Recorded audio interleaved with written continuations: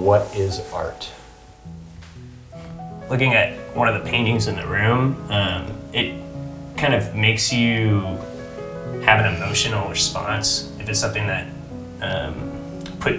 takes you somewhere else, it makes me imagine what that location is like, and the person who made it had to have like emotions going into it and pick the colors and stuff. I think that's when it turns into art.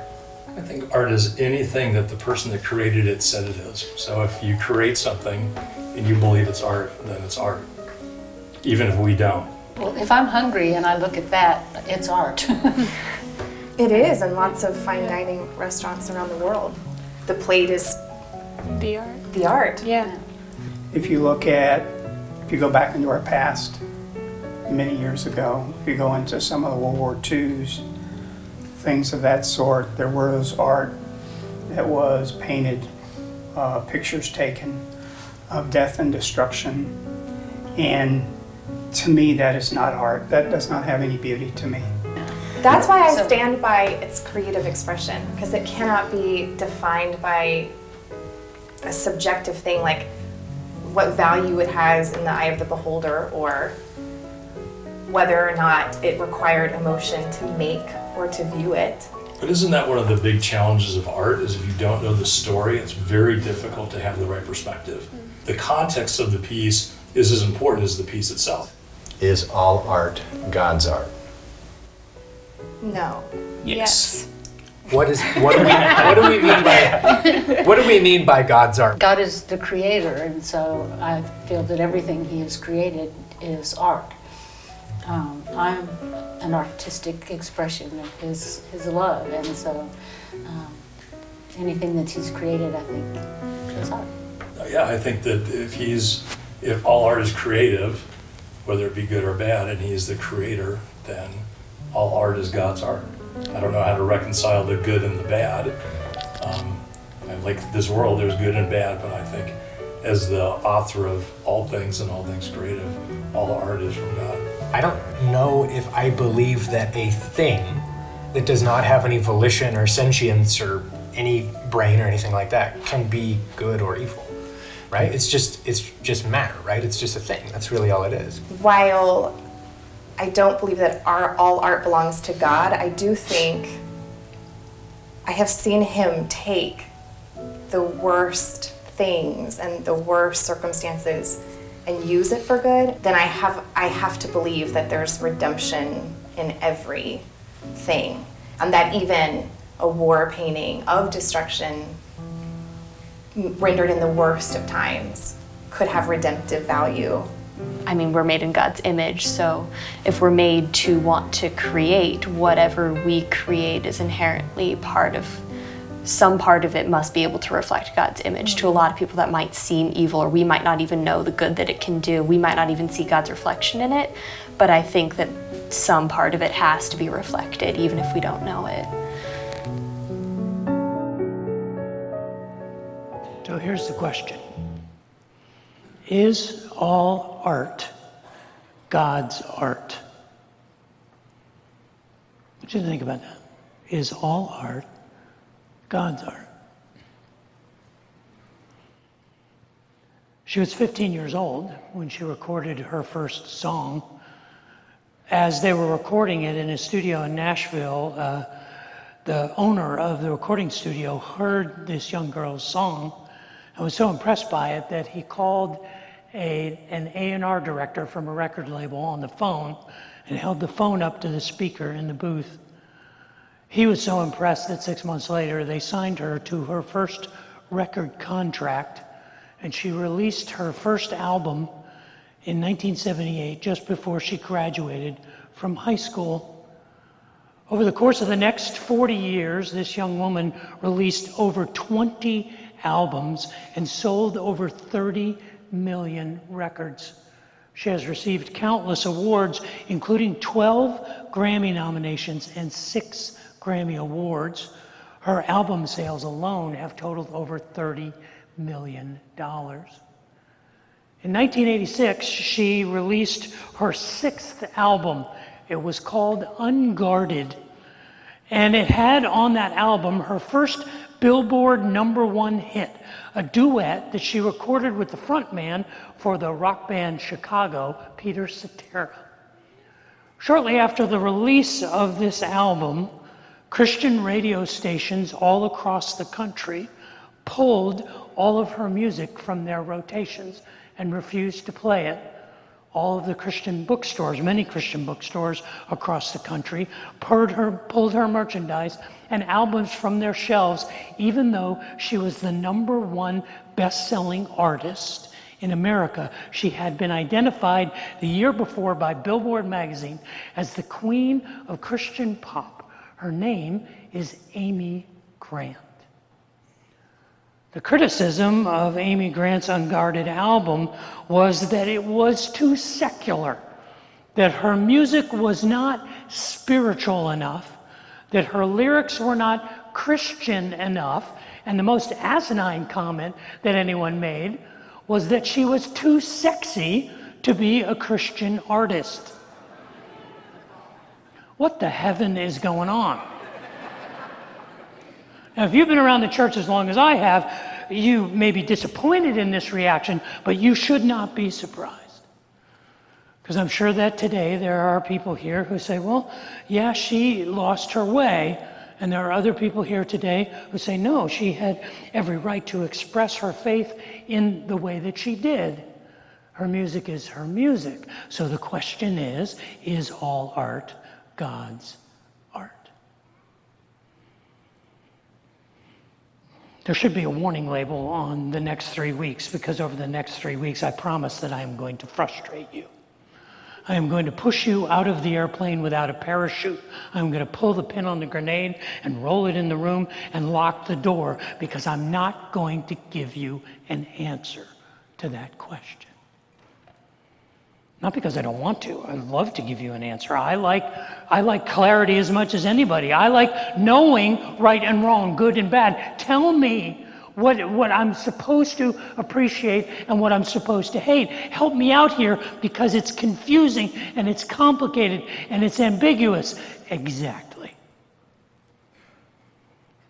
Over the next 3 weeks, I want us to wrestle with some of the more difficult questions of our life of faith in the world that we live in. I'm calling this study, and this study is built on a singular hypothesis. And it's a 2-word hypothesis that I plagiarized from a Franciscan monk named Richard Rohr. And the hypothesis of this series is simply this: everything belongs. We're going to conclude this series with the third question, the question of, is all truth God's truth?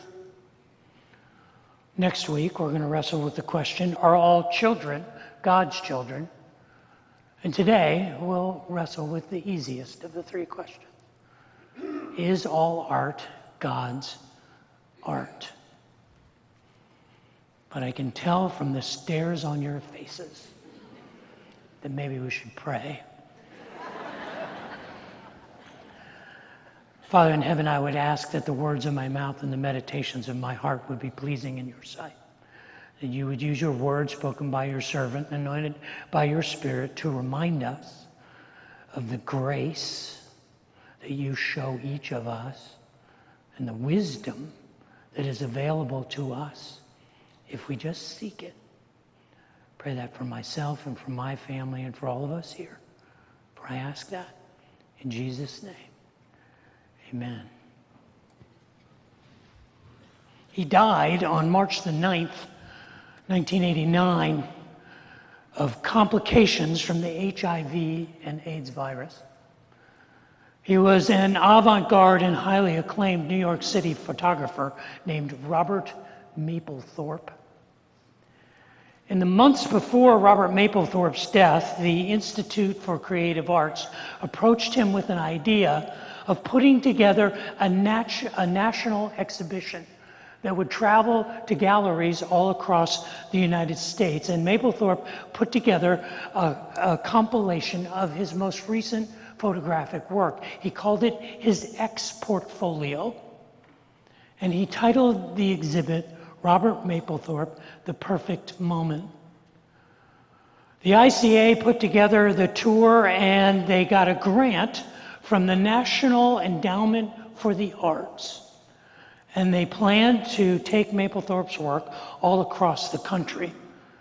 6 months after Mapplethorpe died, the tour was set to open at the Corcoran Gallery in Washington, D.C. As a preview to the exhibit, the key patrons of the Corcoran Gallery were allowed to see the work of Mapplethorpe's ex-portfolio, what would be the exhibit he called The Perfect Moment. After seeing the work that was to be displayed in the Corcoran Gallery immediately canceled the exhibition. You see, they saw the work that Mapplethorpe was proposing to exhibit throughout the country, and they realized that the images, many of which were highly erotic, some of which were violent and featured sadomasochistic images, they realized that when people found out that the National Endowment for the Arts, tax dollars, were paying for this national tour, that there would be a firestorm, and the patrons of the Corcoran Gallery said, we don't want to get in the crosshairs of that. Well, if you remember that time at all from 1989, you realize that they did not avoid a firestorm, they actually ignited a greater one. When the Institute for Contemporary Arts sued the Corcoran Gallery for a violation of Robert Mapplethorpe's First Amendment rights, and they cried censorship. And the debate raged across our nation, trying to define what was good and bad art. See, the church doesn't have a corner on the market of labeling and marginalizing or embracing and affirming art. We may be notorious for our willingness to do it, but it is part of our human experience. Art, by its very nature, begs to be valued. A singer writes a song so it may be heard. A painter paints a painting so that it might be seen. A chef creates a dish so that it might be consumed. Art begs to be valued. It begs to be affirmed. It is the nature of art. But in that affirmation, we enter into a world of creative ambiguity and difficulty. You see, we are fashioned, I believe, by God to create. And not only do we create, but creativity provokes creativity. Art provokes art. And that's why art so easily stirs in us passions and emotions and frustrations and anger. There's nowhere in the story of the Gospels where Jesus talks about what is good art and what is bad art. But we see Jesus interacting with artistic expression throughout his life. There's an interesting story in the 26th chapter of the book of Matthew. In the 26th chapter of the Gospel of Matthew, we are just 72 hours before Jesus' death. He will be dead in 3 days.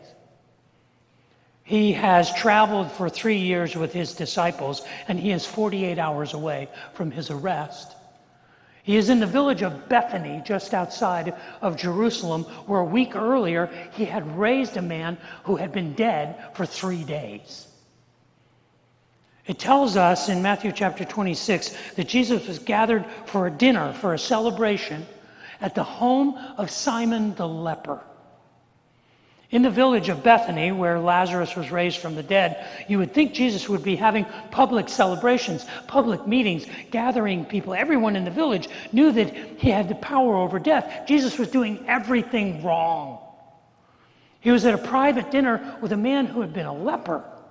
Lepers were the outcasts of society. We don't know exactly who Simon the leper is. I like to imagine that Simon the leper was the one who returned in Luke chapter 17.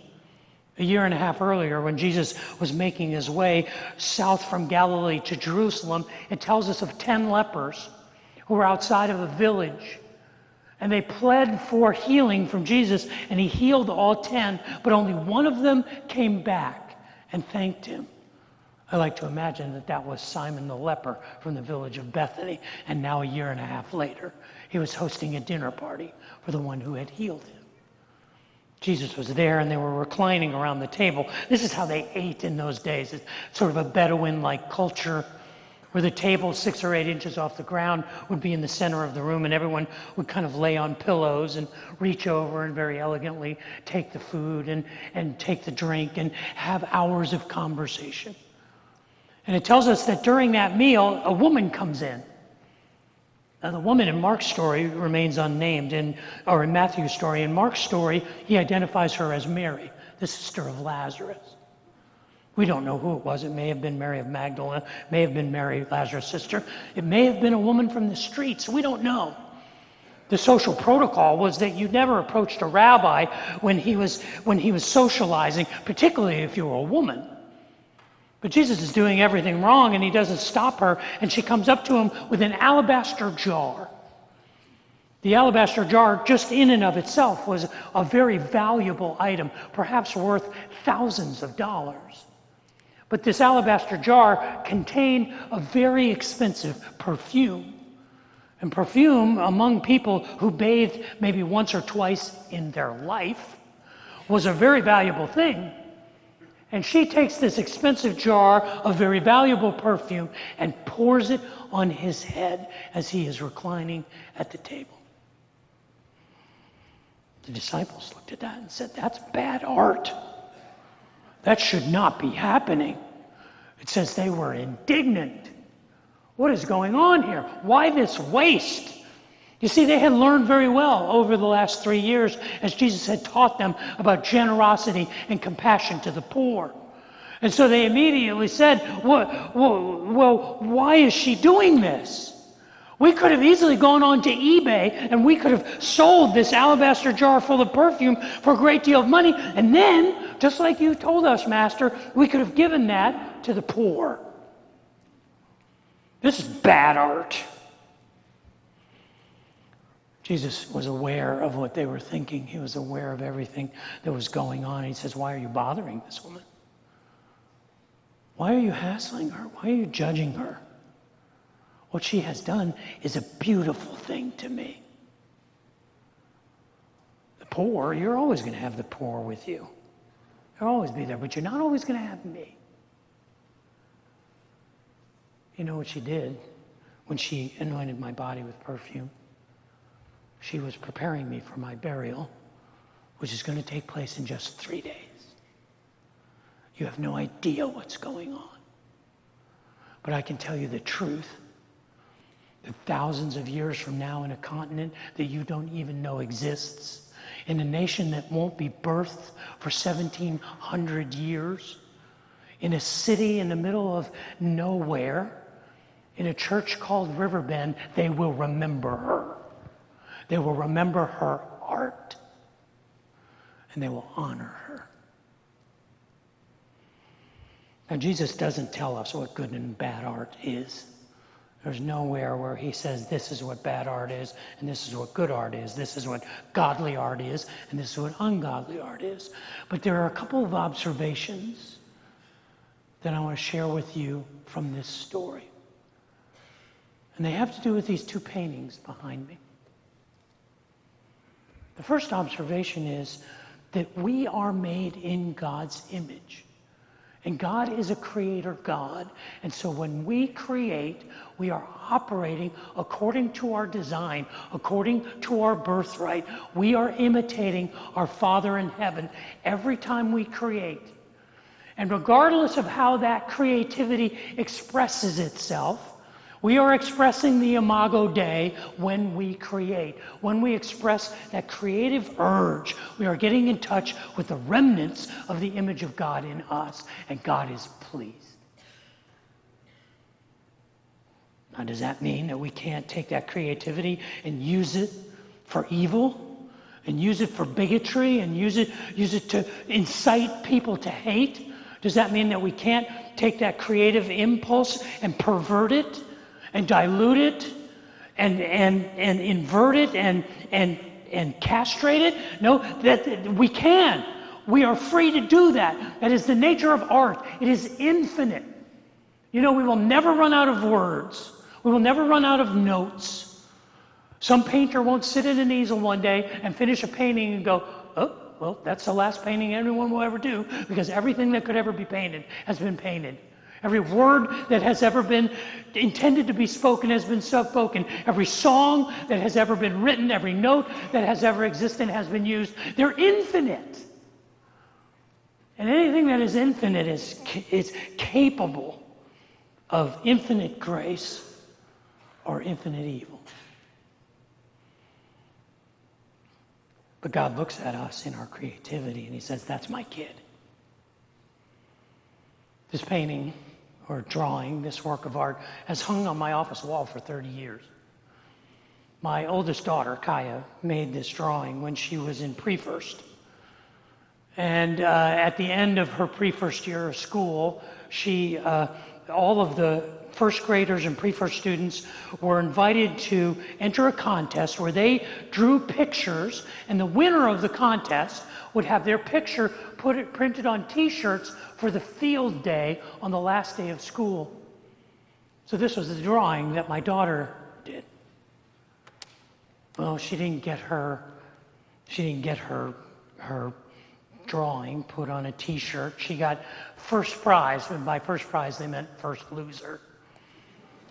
Because someone else got theirs put on the t-shirt, and she was the first person, kind of the runner-up. So she brought me this drawing, and she was ruined. They didn't like my work. This is terrible, Dad. And so I looked at it, and I said, you're right, it's awful. It's disgusting. I mean, look at the perspective on the thing. It's all out of whack, and it doesn't even fit. And you got the J backward on Trojans, and starting line is misspelled. And Kaya, nobody runs like this. The body proportion is all off. And I don't know what that is back there. Is that a dog with a bow in its hair? Or is that your baby sister? This is terrible. This is the worst art I've ever seen. What kind of parent would I be if I said that? What kind of parent would I be when my child brought to me this offering of their creativity that is a reflection of their birthright? And I said, well, that's garbage. That's rubbish. I want nothing to do with that. No, you know what I did? I took it to an art store, and I had it matted and framed, and I put the ribbon right there, and it's hung in my office for 30 years. You know why? Because that's my kid. And when I observe the story of the woman anointing Jesus with this expensive oil, I'm drawn to the idea that he said, why are you bothering her? Why are you bothering her? What she has done is beautiful to me. It's beautiful what she has done. The second observation I make of the lesson of the alabaster perfume comes from this painting over here. See, Jesus says in the story in Matthew chapter 26 that wherever the gospel is preached across the world, throughout history, this woman will be remembered. What she did will be remembered. She is expressing a genuine passion and affection. That's what art does. Art is a passionate expression of an idea or an experience, and invites the viewer or the audience or the guest to interact with that experience. And so the art then creates that emotion because it's sourced in that emotion. All art ultimately is autobiographical. That's what this painting is. My daughter was in her senior year at UT in art school, and her classmate, his name is Warren, painted this painting. And I went to see a show that Leah and some of her classmates had at a gallery in East Austin, and this painting was hanging there. I said, Leah, what's the story on that painting? And she said, my friend Warren did that, and Warren is just one of those people who feels everything. He's so sensitive. I said, but what is that painting about? She said, well, Warren grew up in a very conservative family, a Christian family, but Warren realized at a very young age that he was gay. And this painting represents how Warren felt. You see, the frame is crooked. It doesn't fit. The blue rectangle, even though it's just a pure blue rectangle, is a perfect what he's supposed to be. And the frame is what he is. As soon as she explained to me the story behind this painting, I said, I have to have it. And it hangs in my office to remind me about those times when I feel like I don't fit in, when I feel like I don't measure up. Because what Warren did through his art was reminded me how important those feelings are. So I can say to Warren, I hear you. I see you. I know what you're saying to me through your art. I feel it. Now, if you ask me, what do I think about Robert Mapplethorpe? What do I think about his work? I will tell you that I'm bothered by it because I think it's incendiary. I think his work invites sort of a trivialization or a marginalization of things, particularly human sexuality, that should be dealt with carefully. And I'm bothered by the politics that surround it, and I'm uncomfortable. But the one thing I will tell you is that I hear him. Is that I hear a man who is saying, listen to me. Look at me. Understand my struggle. Understand my world. And the only way I know how to do that is to scream at you with these images that say, hear me, see me, know me. And I say, I see you, Robert. I hear you.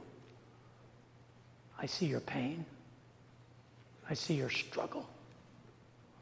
Because that's what art does. It invites us in. It shows us the character of God, and it shows us the heart of the artist. But I can't tell you whether it's good or bad. Can't do it. Because art provokes art. Art demands a creative response, an individual reaction that is as creative as the creation of the art itself. I realize that's a sticky wicket. That's a problem. And as a church, we're really good at marginalizing things that make us uncomfortable. Amy Grant is proof of that. That we can marginalize the sincere efforts of a woman's art. And we can't throw her on the trash heap because she's not Christian enough or she's too secular. And make no mistake about it, the church has always been good at this.